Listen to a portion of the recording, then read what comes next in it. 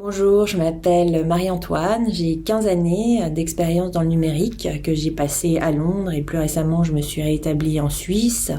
J'ai travaillé pour des agences de publicité et pour beaucoup de marques telles que Marks & Spencer, Range Rover, Très Aimé, et j'ai également travaillé sur des logiciels dont un qui est assez innovatif étant donné qu'il s'agit d'automatiser le procédé de création publicitaire.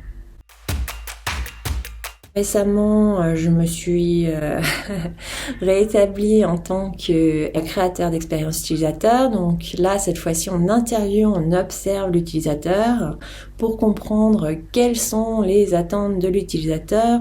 On discute avec tous les acteurs de la compagnie, donc les CIO, ceux qui font du marketing, les gens qui sont du côté technique, pour comprendre leurs objectifs et leurs contraintes. Donc il y a un gros travail de mise en accord parce qu'en général tout le monde ne pense pas la même chose, donc on organise des workshops où les gens peuvent parler de leur vision et on essaye d'établir un objectif commun.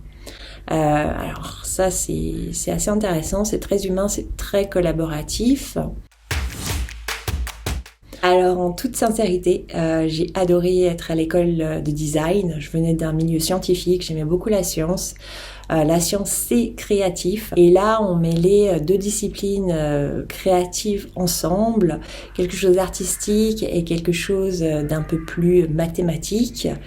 Et c'est génial, ça ouvre beaucoup de possibles. On a pu rencontrer des intervenants professionnels, on a travaillé de façon professionnelle. J'ai appris des méthodologies qui me servent encore maintenant. Ça m'a appris à travailler d'une façon très versatile et maintenant justement de m'adapter à beaucoup de demandes différentes.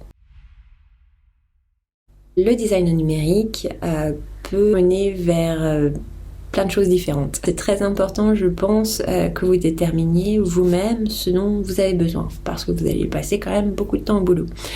Est-ce que vous avez besoin de travailler en solo? Est-ce que vous avez besoin de parler, de négocier? Est-ce que vous êtes plus visuel, technique, plus littéraire?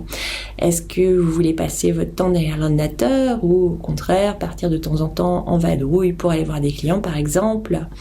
Est-ce que vous êtes plus du côté idée ou plus du côté exécutif? Essayez d'y penser, ça vous aidera à définir quel type de designer vous voulez devenir.